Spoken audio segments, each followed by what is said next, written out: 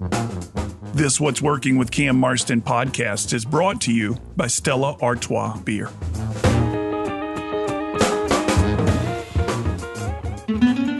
What's Working with Cam Marston is brought to you by Stella Artois Beer. Stella Artois is a perfect beer for celebration. Nothing caps off a big sale, hitting your incentive goals, or a profitable quarter like a round of Stellas. Brewed first in 1708 as a special Christmas brew, today Stella is a gift for everyone to enjoy year-round. Stella Artois. Find it wherever fine beer is sold.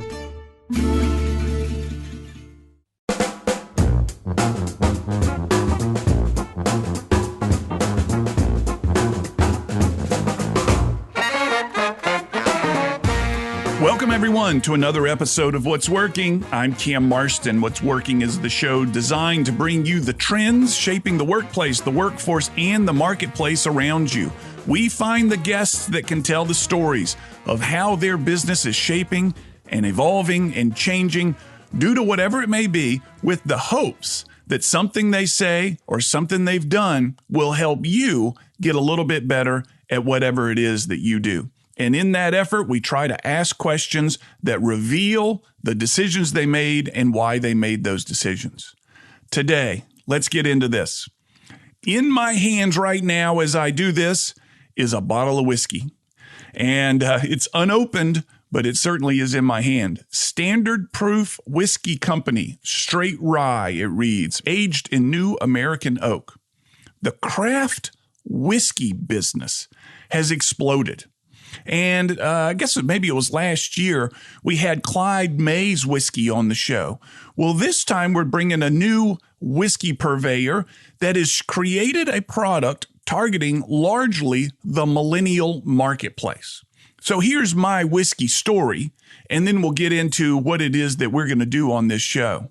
I remember when I graduated from college, I went to an event someplace, some sort of club, and the guy that was hosting the party came up to me. He was a peer of mine. We were friends in college, and said, Cam, now that we're leaving college, I guess we got to learn how to drink a grown-up drink. And he handed me a glass of scotch. And I said, well, I guess you're right. And I drank a little bit of that glass, and it was awful, man. It was absolutely awful. And I looked at him and I said, this tastes like ashes. And he said, yeah, it does. We both suffered through it. We didn't drink much of it. Flash forward. I'm 50-something years old right now. And if you see me with a glass of brown water in my hand, it's going to be scotch. That taste has grown on me. And that impression that it made on me, though negative, it became my go-to, quote unquote, whiskey drink since then. The point? There is an opportunity that these beverage makers see to make an impression on a consumer at a young age that makes them go back to that product throughout their life. For me, it was scotch when I graduated from college, and now today, that's what I'm likely going to drink if I drink brown water. And it seems to me that this whiskey market out there, this craft whiskey market out there, is trying to get these products into the hands of the younger consumers of age, of course, so that they will develop a fondness for them and continue with them throughout their lives. Now, right now, their target market is the millennial generation. And I know this by receiving some of the promotional materials of this whiskey company whose bottle is in my hand right now. And it makes complete sense. The millennial generation is 80 some odd million people. And they'd like to get them used to drinking this stuff so that when they're in their 50s, they go to this product naturally. Apple is famous for this. Apple placed their computers in the hands of school children when, they supplied the classrooms with their computers or made them available at a cheap price so that when these school children were able to spend their own money as adults, they went back to the thing that was most familiar to them, that brought them the most fond memories, and that is learning to draw and whatever it may be on an Apple computer. The model exists across industry. How do we get these young people to adopt our stuff so that when they become older, they'll continue to do it? And what we're going to do today is discuss the craft whiskey business and learn from it, I hope, some ideas about targeting the youth marketplace.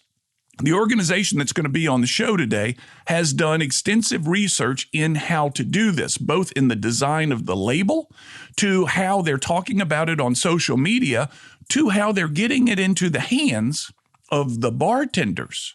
Not going through the store, but going through the front door of the bars to get it into the hand of the bartenders, to get them to sample it and try it and to promote it from bars.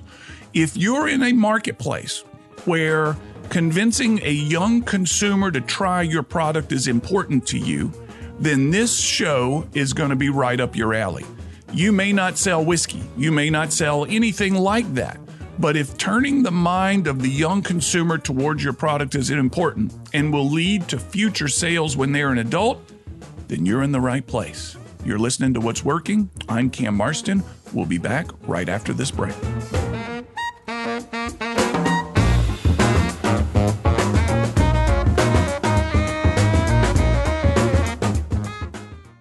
At Spring Hill Toyota, it's just that easy. From our 3-day exchange to free car washes, the benefits of the Spring Hill Advantage make the choice easy to see. We make it easy to own. Every vehicle comes with Toyota Care, plus our no-cost maintenance plan with free tire rotations and oil changes for 4 years. Get peace of mind with free roadside assistance 24/7. And don't forget, it's easy to buy your car 100% online. Visit SpringHillToyota.com today. It's just that easy.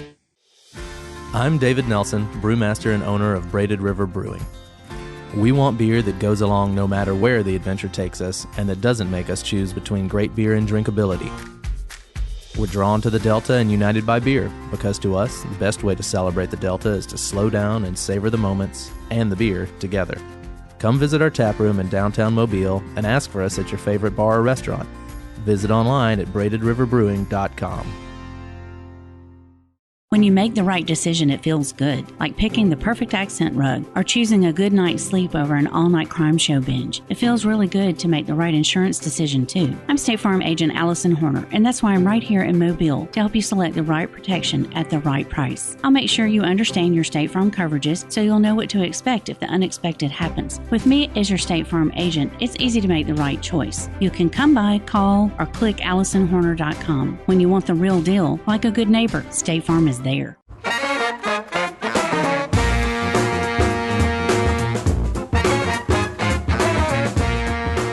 We're back. You're listening to What's Working. I'm Cam Marston. On the line with me is Bob Angus. He's the CEO of Standard Proof Whiskey Company. He's the CEO of Barsmith Craft Mixers.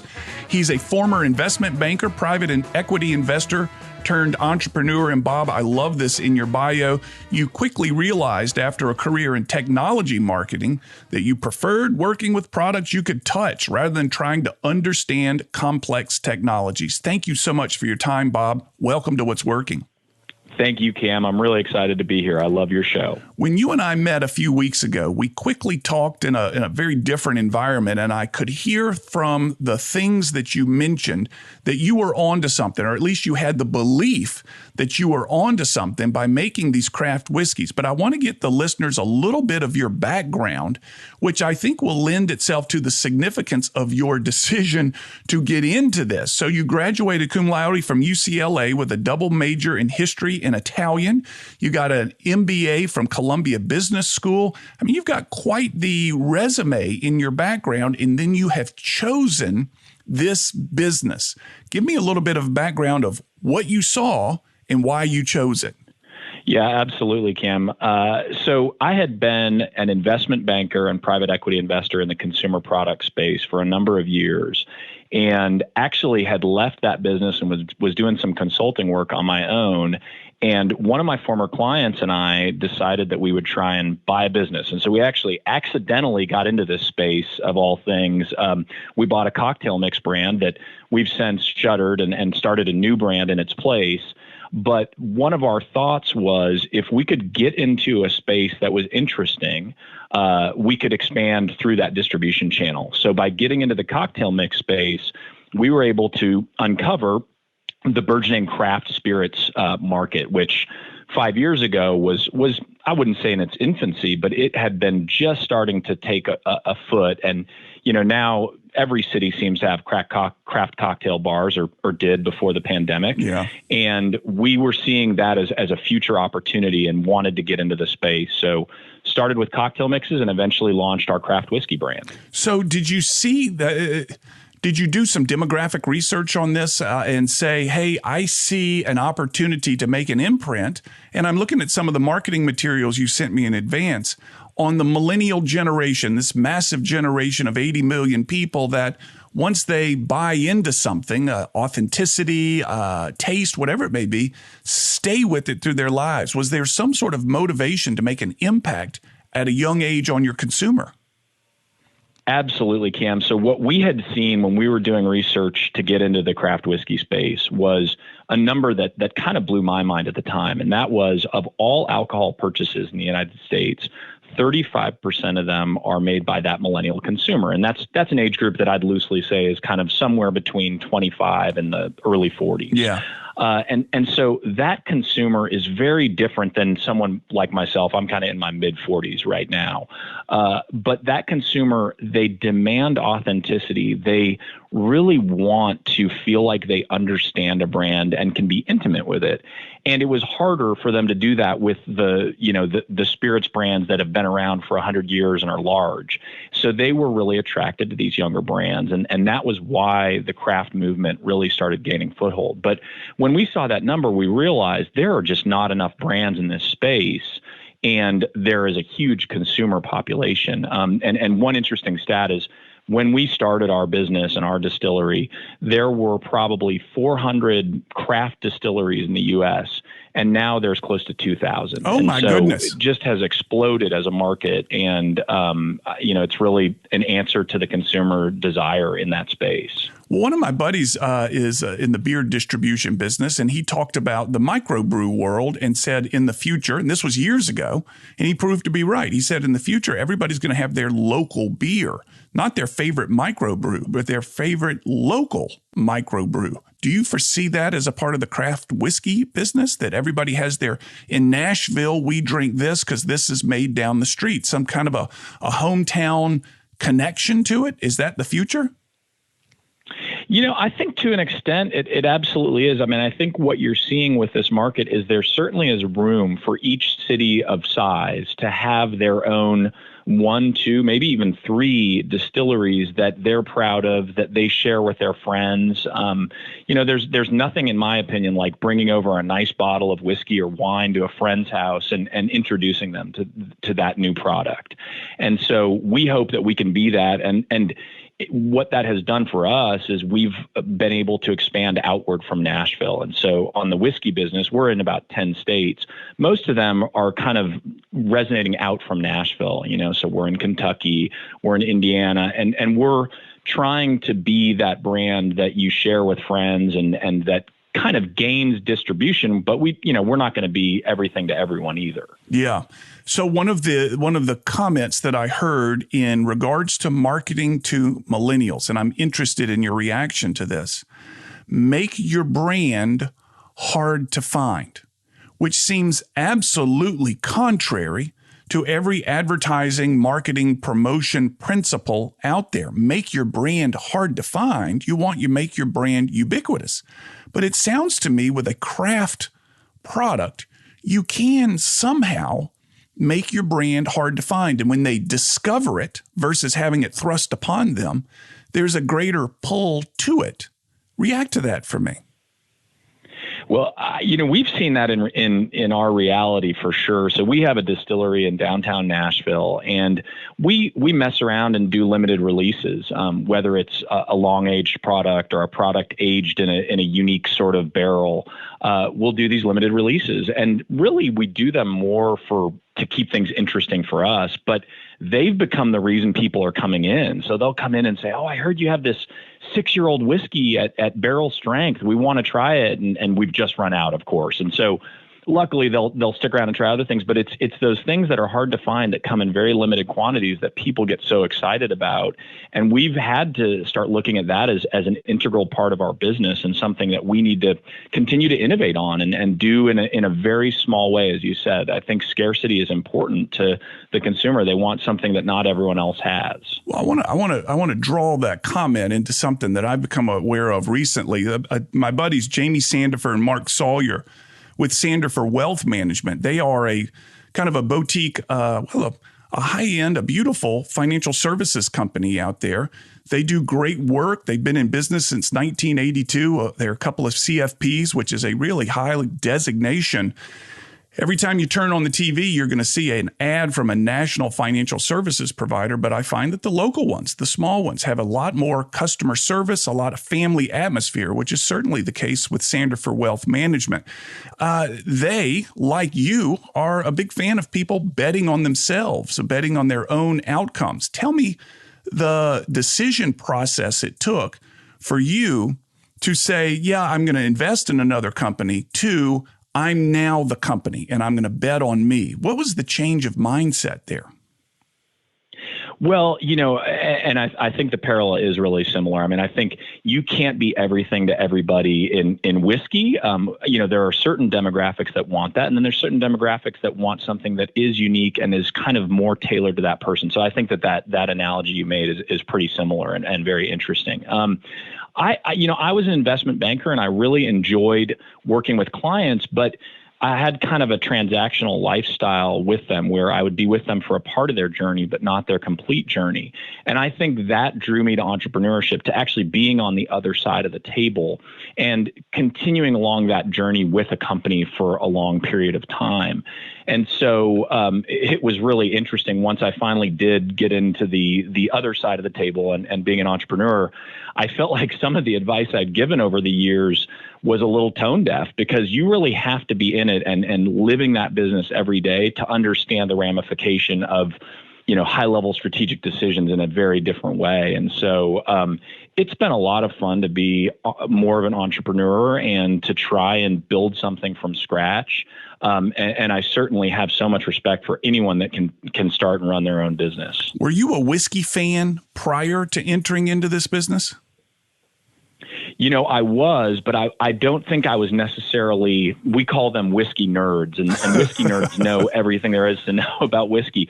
I certainly wasn't that. I mean, I would really enjoy to have a whiskey here and there, but I think I was somewhat of a novice. And I think one of the other things that I love about entrepreneurship is the ability to just learn something and learn it in and out in a way that you never maybe would on your own. And so learning about the nuances of whiskey, I mean, it is a magical science that goes along with creating whiskey. And it's been a lot of fun to learn about it and become somewhat of an expert on it that maybe I wouldn't have had just as a consumer. Bob Angus is the CEO of Standard Proof Whiskey. He's also the CEO of Bar Smith Mixes. These are cocktail mixers, brands that you would find behind the bar that helps you spice up your Bloody Mary, that helps you spice up your Dirty Martini. And I've got some of that mix ordered on the way. My wife fancies herself a Dirty Martini fan. We're going to give that a shot. I can't wait. And is out of Nashville, Tennessee, but originally from Northern California. Bob, when we come back, we're going to get into each of these brands a little bit further. And I want to talk to you about why the flavor profiles you've added to the whiskeys, why you did it and how you picked them. I'm wondering if there's some strategic thought behind, for example, a coffee-infused rye whiskey. We'll be back after this break. You're listening to What's Working.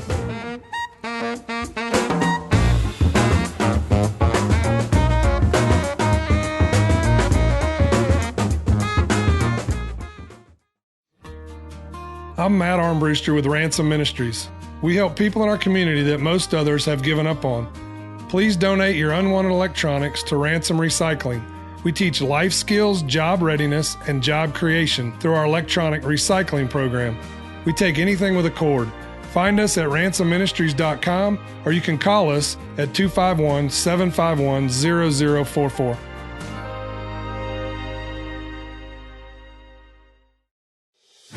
I'm David Nelson, brewmaster and owner of Braided River Brewing. We want beer that goes along no matter where the adventure takes us and that doesn't make us choose between great beer and drinkability. We're drawn to the Delta and united by beer, because to us, the best way to celebrate the Delta is to slow down and savor the moments and the beer together. Come visit our tap room in downtown Mobile and ask for us at your favorite bar or restaurant. Visit online at braidedriverbrewing.com.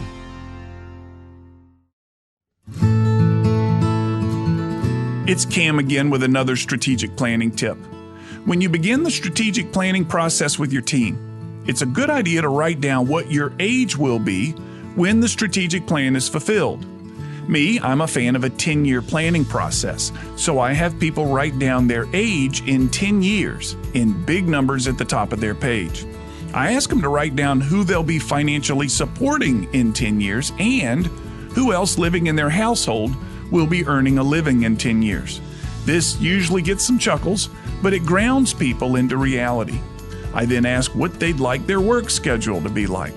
I want participants invested in the discussion and in implementing the plan once it's complete, and these tactics usually do the trick. Want help with your strategic planning? Search for Cam Marston online and drop me an email.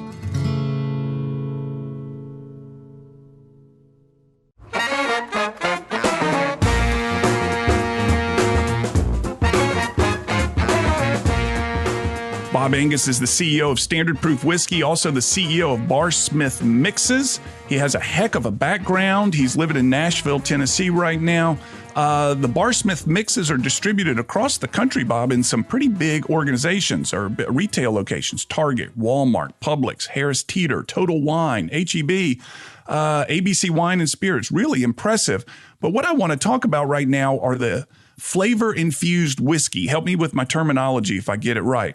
One of the things that I sampled last night was the coffee-infused rye whiskey called Redeye, and it was really tasty. But you've got a bunch of them here. I'm looking at the different ones. Redeye with coffee. You've got Golden, which is pineapple. Wildflower is honeysuckle.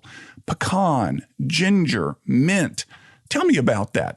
Most whiskeys that I'm aware of are just whiskey, and then you've added this flavoring. Tell me about that.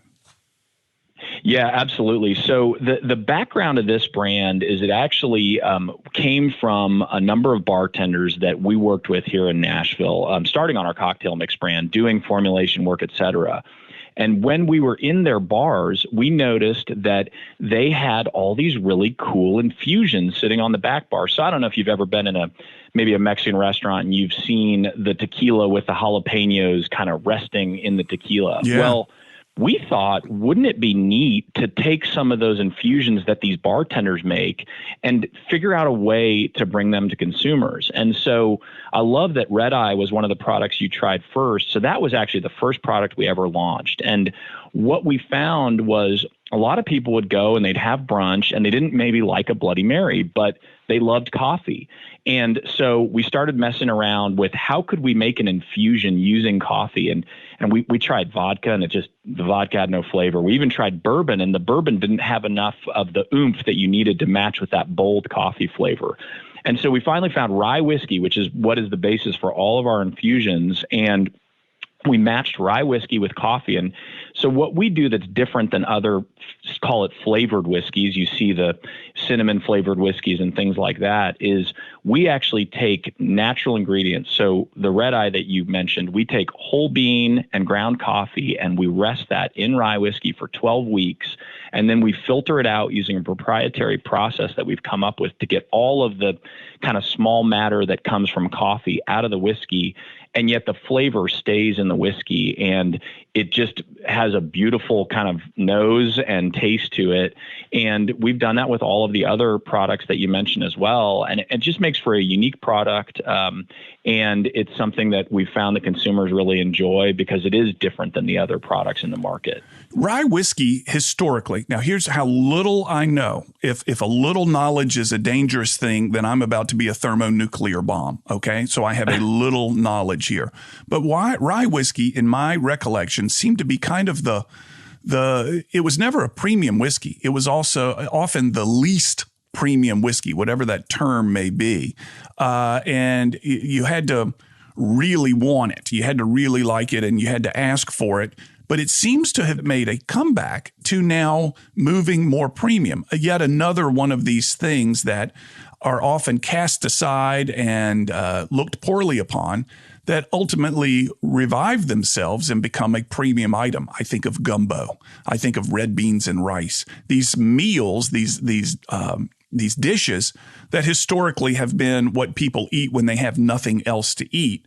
Rye whiskey, this is what people would drink when they have very little money to spend. Now it's a premium item. Can you comment on that?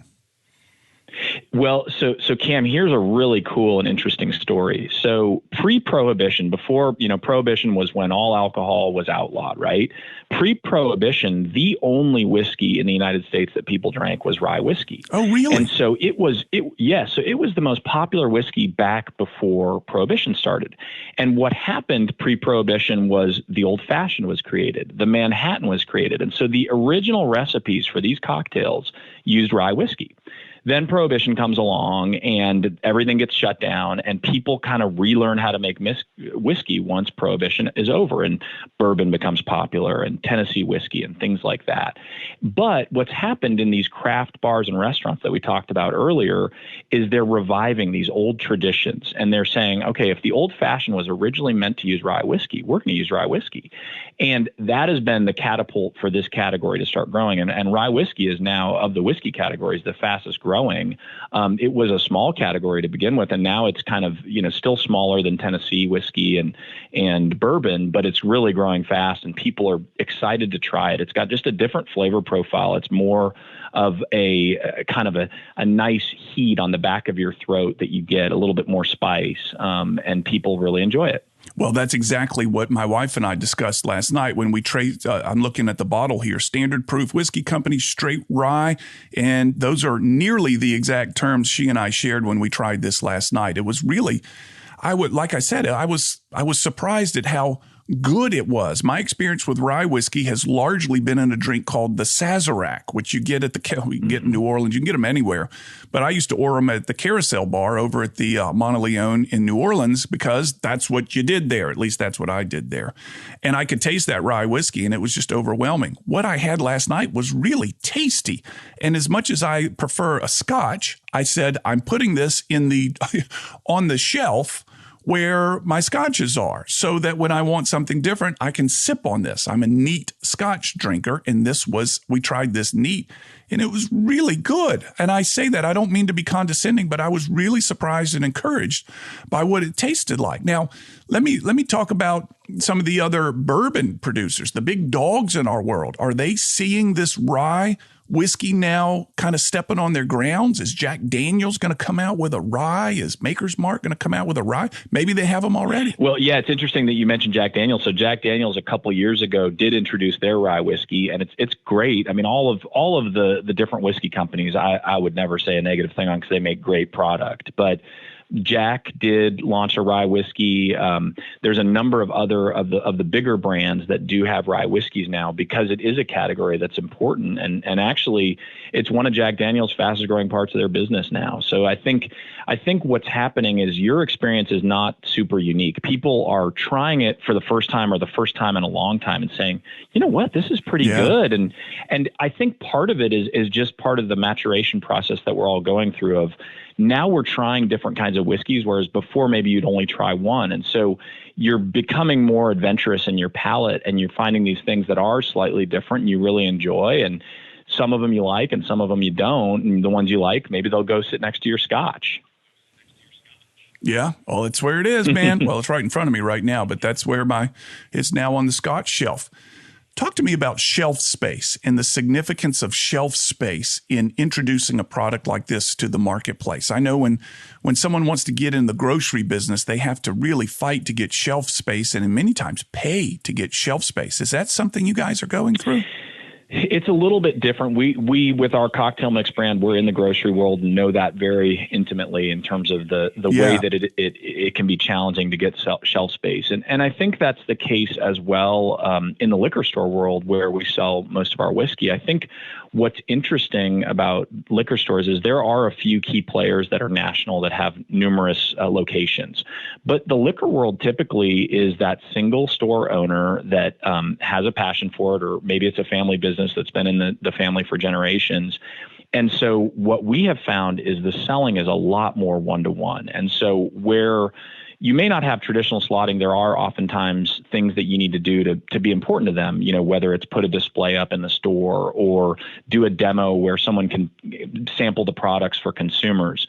But what I found entering into this space most challenging was every single store was a different sales call. And so just having feet on the street, going in and meeting with people and relying on your distributor partners to go in and introduce your product is really important. And so as the person that maybe isn't in the store all the time doing the calls, the challenge for me is trying to help influence those sales from afar. And it is hard. And so we've had to innovate and try and come up with new ideas and ways to do that, and have had some successes and some failures, but it's part of the process. You said you worked with bartenders to create these flavors, or noticed what they were already making and already selling, and try to somewhat pick up on that momentum. How important was the bartender buy-in to getting this sold behind the bar and getting their customers to sample it as the customers came to the bar? Well, an interesting story that we have a restaurant here in Nashville called Husk, which also has an outpost in Charleston, and their original chef had won James Beard Awards. It's probably one of our nicer restaurants in town. And when we launched that Redeye Rye, the first product that you tried, we, on a whim, took it in there. And they've got probably the top craft bar in all of Nashville. And we took it in there, and they said, you know what, we don't do flavored whiskey, sorry. And then, the guy who walked in said, just taste it. And they tasted it, and they said, oh my gosh, this isn't flavored whiskey. This is something different. And they brought it in, and they put a cocktail on the menu. And that was when we knew, because our impression going into this was these bartenders would not like our products, or would not like it, would have a thought against our products before they tried them. And we found that was true, but once they tried it, they really liked it. And then it kind of reverberated. So once the Husks of the world started serving our products, it became a much easier fight to fight. And pre-pandemic, the bar and restaurant world was our key marketing tool. It was the place where we got consumers to understand our brand. And it's been a challenge, frankly, since they've been mainly closed during the pandemic to continue to educate consumers. And so we do actually a lot more of that online now. And just having that connection with a consumer that we did have at a bar seat is now, on their computer. And that's the world we're living in right now. Let's pick that up after break. I think that's significant, and it's something that continues to surprise me, is the significance of connecting with the consumer online. And goodness knows this show is now 3 years old, and I'm continuously surprised at the significance of social media in producing products or selling and making people aware of products like this. And I want to talk about what your strategy was, as you knew the millennial consumer was a big target of yours, and that they consume 35% of the whiskeys, I think you said it was, that's in here somewhere. Yes, sir. But you knew they were the target. You knew the influence of social media. I want to know what your plan was to target them, because goodness knows there's a listener out there going, how do I use this Instagram, Facebook, TikTok world to increase the sales of my own product? Let's see if we can learn from you. We'll be right back. You're listening to What's Working. I'm Cam Marston, on the line with Bob Angus. He's the CEO of Standard Proof Whiskey.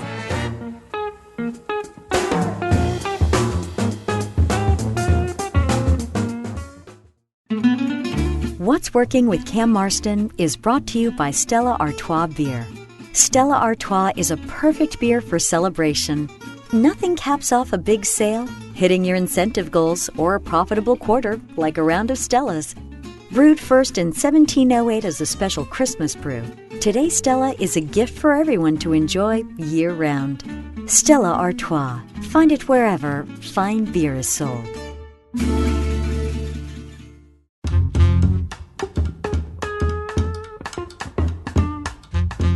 It's Cam again. Each Friday, my 3-minute commentaries called Keeping It Real are broadcast on Alabama Public Radio at 7:45 a.m. and 4:45 p.m. For 3 years, I've shared my thoughts and insights on the world and on life as I watch it go on around me. They've won a few statewide and national awards, and I really enjoy them. My goal for the commentaries? I simply want them to make you nod at something that you recognize, or smile, or maybe chuckle to yourself. Our world faces a shortage of good intentions these days, and my Keeping It Real commentaries are my effort to help fill this void.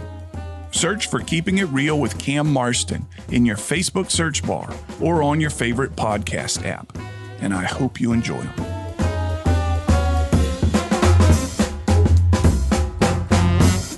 At Spring Hill Toyota, it's just that easy. From our 3-day exchange to free car washes, the benefits of the Spring Hill Advantage make the choice easy to see. We make it easy to own. Every vehicle comes with Toyota Care, plus our no-cost maintenance plan with free tire rotations and oil changes for 4 years. Get peace of mind with free roadside assistance 24/7. And don't forget, it's easy to buy your car 100% online. Visit SpringHillToyota.com today. It's just that easy.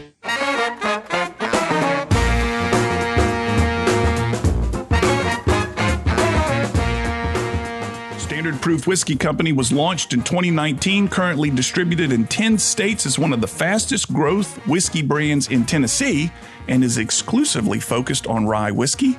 I can personally testify to the taste of this stuff. It's very good. I had some last night and was excited to begin this conversation with Bob Angus. He's the CEO of Standard Proof Whiskey Company, as well as the CEO of Bar Smith Mixes. These are cocktail mixes, which we haven't talked about a lot, Bob. Maybe we can touch that in this segment. However, prior to the break, you knew what your target market was, the millennial generation, or part of that target market was the millennial generation. You knew the influence that social media can have on this generation. The opportunity for them to get their hands on this product in the bars was taken away due to COVID. Tell me what you did. You know, Cam, it's so interesting. Pre-pandemic, we always looked at kind of social media and direct-to-consumer as something that was impossible in our world. And there's a few reasons. We ship glass bottles. That's hard to do. We are in a highly regulated space where you have to do everything within a certain state and through a distributor. And so it was never something that we felt like we could even make any money at. And then the pandemic hit, and all of a sudden our primary marketing tool, bars and restaurants, was taken from us. Yeah. And so we decided, you know what, we're not going to make any money at this, but we're going to give it a shot because we have to talk to those consumers. And so we really started investing in improving our social media presence, advertising on social media, and really trying to connect to the consumer. And in hindsight, I don't know why we waited so long, because it's been the best thing we could have ever done. I mean, if you think about alcohol, what's so interesting is it's a 3-tier system. So I don't sell directly to a retailer. I don't sell directly to a bar. My distributor does. And so I'm almost 3 spots away from the consumer in terms of talking to them. What social media has done is it's opened up an avenue for me to have a direct conversation with my consumers and really get them excited about my brand in a way that I never could, being so far distanced. And so it's meant the world for us. And in fact, both of our brands, our Bar Smith brand, we launched that online at the end of 2020, and we've been blown away by the sales and by the engagement of our consumers just in an online world. And so I think the one advice I'd have to businesses is if you don't think social media is important for you, I think you should really give it a try, and you might be surprised because it's something that has made a big difference in our business. One of the materials you sent to me in advance says the following: the more engaging the content, the more support our brands receive, which makes complete sense. However, it begs the question, what does engaging content look like? What does that mean? There's somebody out there saying, all right, so what do I tell them? And I'll say, well, you need to give your people, your customers, via social media, engaging content. What does that mean? What does that look like? Well, it's interesting because before the pandemic, everything we did that was engaging content was kind of real live. So we have motorcycles with sidecars that we've converted into bars, and we used to take those to festivals and things like that. So that was a really cool way for consumers to engage with us. How do you do that in the digital world? That's really difficult. And we've spent the last year really learning how to do it. And, you know, there's all sorts of things that you learn about the consumer. You've got about 3 seconds of their attention. So really crisp and concise video where they can see your product in action, lifestyle images, things that people can relate to. And so I think the first thing we had to do was truly understand who our consumer was and then make content that really spoke to them. And I think if brands can do that, you'll learn as you go and you'll hone in and get it even better. But that's the way to make it work. So I'm seeing a lot of celebrities kind of partnering with, and in some cases being an early investor in brands of alcohol. I know Ron, I think his name is Ron White, one of these comedians, has got a tequila that he works with. And I feel like George Clooney had something, and it seems to be a new fashion or fad of the celebrity world is to partner with an alcohol brand and bring it up in their radar using their social media influence to make people aware of it. And I can't help but notice that in one of the pieces that you sent me is a picture of Dolly Parton as well as a drink called the Jolene. Now, Dolly Parton has always been many people's favorites, but she has risen to the top again recently. Talk to me about that. Well, Cam, if you know Dolly and could put in a good word, I would sure love that. But my assumption was you guys were buddies. No, I wish we were. I mean, Dolly is obviously legendary, and especially legendary in Nashville. In fact, shameless plug, there's a great hotel here called The Graduate, which is around the South, and they've got an entire bar dedicated to Dolly Parton. It's so amazing. But I think for a partnership with a celebrity to work, and the reason we've not done it to date is they really have to buy in, not in just a financial way, but they have to buy into a brand and have it feel ownership over it. We've been approached by a number of people in the music industry that want to earn some money, and maybe they're, even not a star, but kind of up and coming, but they don't necessarily have a passion for the product. And my feeling is that has to be your partner, that person. That person has to want to be in it. They have to live and breathe that product. And so we would love to find that person someday if it made sense, but we haven't to date. And I think the brands that do and connect really well, you mentioned George Clooney. He had a great tequila brand that he started or was part of, and he was very involved. And I think that's why it was so successful. Tell me, your story has been impressive. You guys have I love your story of coming out of the banking world and then getting into the entrepreneur world. The story of the success of your brands has been successful. It's been great. The way you've created these products, the way you've worked with the bartenders to get the flavor profile. But if you and I are going to speak 5 years from now, what's your story going to be then? Wow, my crystal ball has been broken here for a couple of years, so this is a tough one, especially in the world we're living. No, I mean, I think what we have tried to build in this company is innovators. So we want to continue to innovate. We want to continue to grow, but not just for the sake of growth. I mean, we've had great growth over the last couple of years, and even more so during the pandemic, just because of the categories we're in. But we want to grow in a way that is responsible, that is fun, and we want to just keep doing things that we're learning from. And so in 5 years, if I can still be doing all those things, I'll be very, very happy. And I think these brands are going to continue to grow because they resonate with consumers. And as long as they continue doing that, we'll continue being successful. You've got 6 flavored brands of rye whiskey right now. And then if I'm doing my math right, you've got 7, which is just the straight rye. In 5 years, will you have 15? I don't know. I kind of like the number we've got now. I think that there's a couple in there that don't do quite as well in the market, and so maybe we'll swap them out. But I really think it's finding that product that connects to the consumer. And one of our products, the Pecan Whiskey, it's our best seller. And I would have never expected that when we launched it. And yet people just really love it. And it gives them something that is so exciting, and it feels like something from their childhood in a way. The pecan pie and the different flavors. So I think we're going to continue to try and find things that resonate with consumers, and if we can't really do that, then we'll stick with what we've got.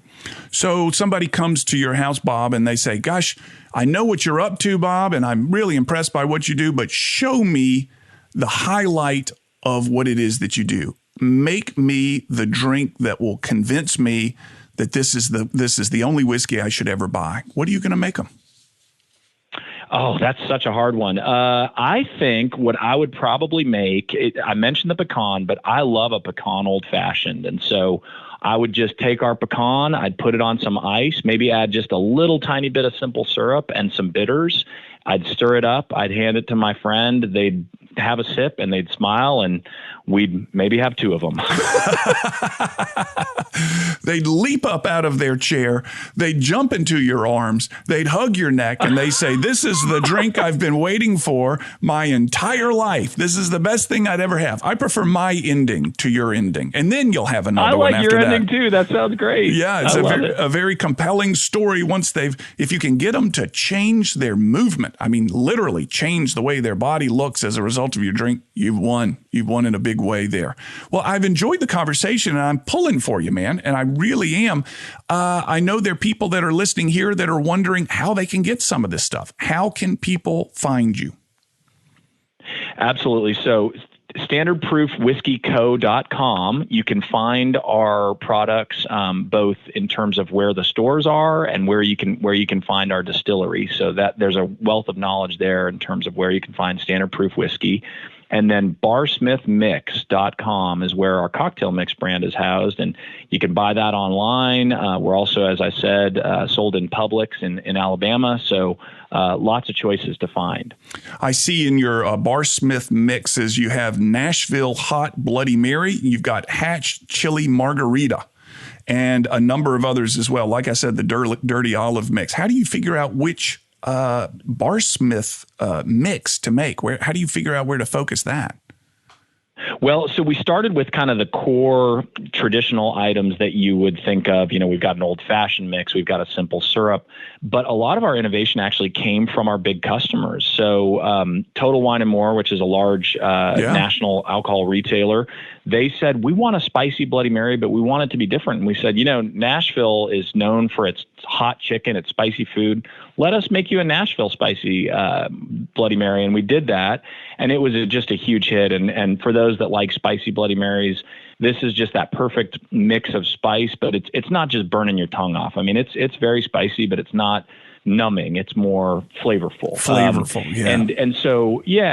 But I think our customers, we've been lucky to have retail partners that let us know where they think they see a trend going, and we've been able to innovate for them, and that's been really exciting. That sounds like a partnership. That's what people want. Standardproofwhiskey.com, folks. Standardproofwhiskey.com, barsmithmix.com. Check them out. I'm a fan. Bob, thank you so much. This has been a lot of fun. I wish you the best of luck.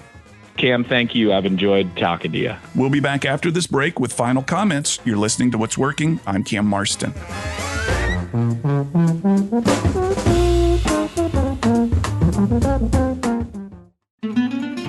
What's Working with Cam Marston is brought to you by Stella Artois Beer. Now offering the purchase of the Stella Artois Chalice, a beautiful stemmed glass with the Stella logo. The purchase of each Stella Artois chalice provides 5 years of clean water for someone in one of 13 developing countries around the world. Learn more at stellaartois.com. Stella Artois. Find it wherever fine beer is sold. I'm Matt Armbruster with Ransom Ministries. We help people in our community that most others have given up on. Please donate your unwanted electronics to Ransom Recycling. We teach life skills, job readiness, and job creation through our electronic recycling program. We take anything with a cord. Find us at ransomministries.com, or you can call us at 251-751-0044.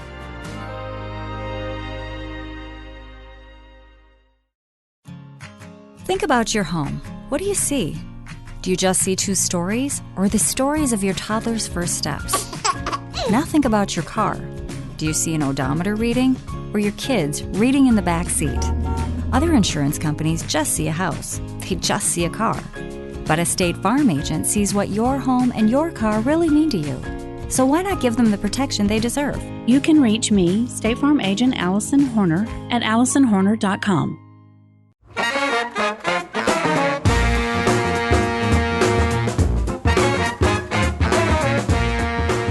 Thanks to Bob Angus.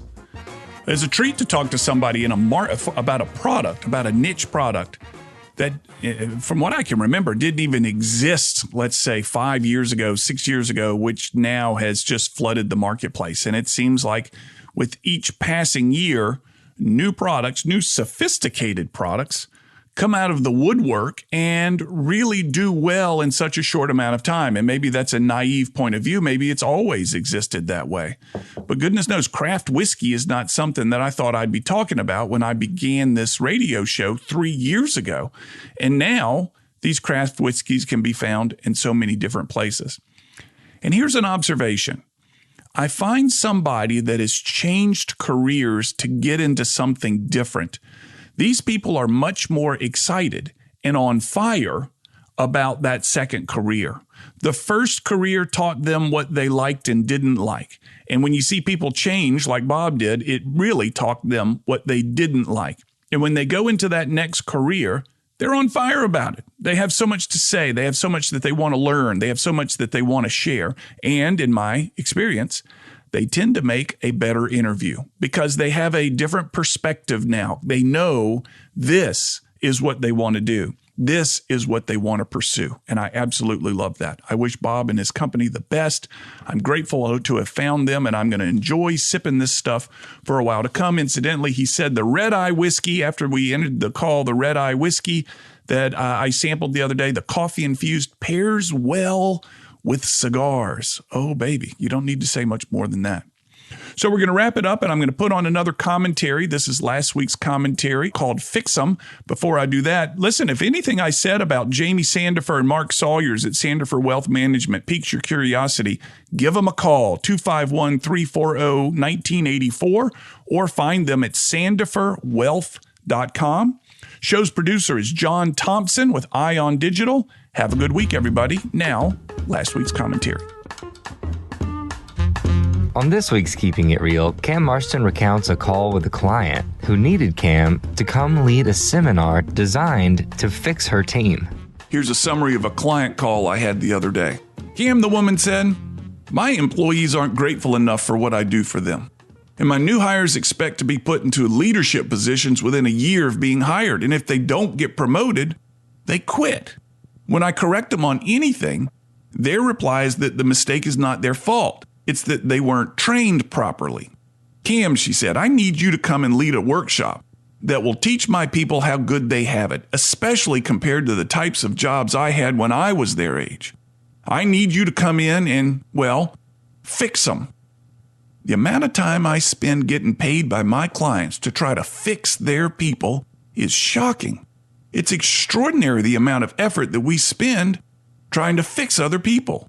And the reason we're trying to fix other people is always the same, to make our own lives easier.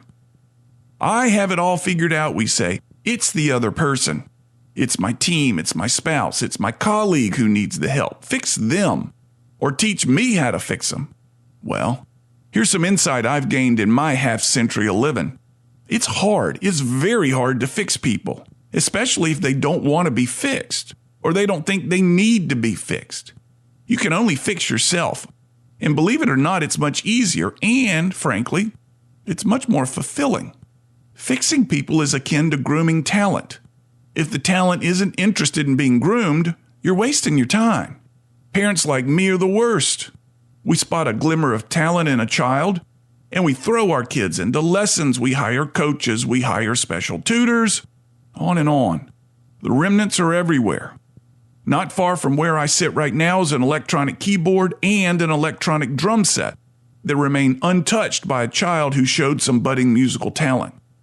We recently sold another child's youth golf clubs that were never used. He made a perfect golf swing in the front yard a few years back, and we signed him up for lessons and bought him clubs. He wanted none of it. There are roller skates in the bottom of a closet, sitting on stacks of instructional books on how to draw. This detritus reflects my wife and my excitement, not our children's. I love this following quote. You'll be okay with the world once you realize that the world is okay. There are variations of it throughout history and across all religions. And when I read it, or when I remember to think about it, I worry much, much less about fixing people and learn to be okay with things as they are and with people as they are. And if there's anything that I should go to work fixing that I can control, it's me. I'm Cam Marston, and I'm just trying to keep it real. To hear more of Cam Marston's commentaries, search for Keeping It Real on your favorite podcast app or find them on Facebook.